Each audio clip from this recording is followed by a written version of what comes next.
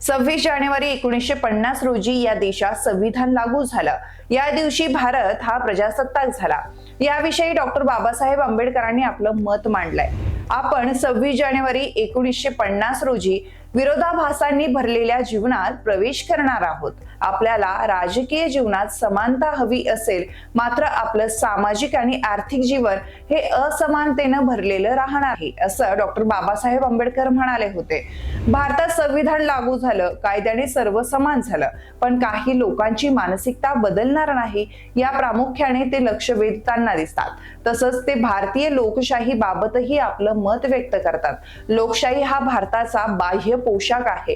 तेथील नसानसात भेदभाव, जातीयवाद भरला आहे। तेथील गावं असमानतेचे नाले असल्याचंही ते म्हणतात।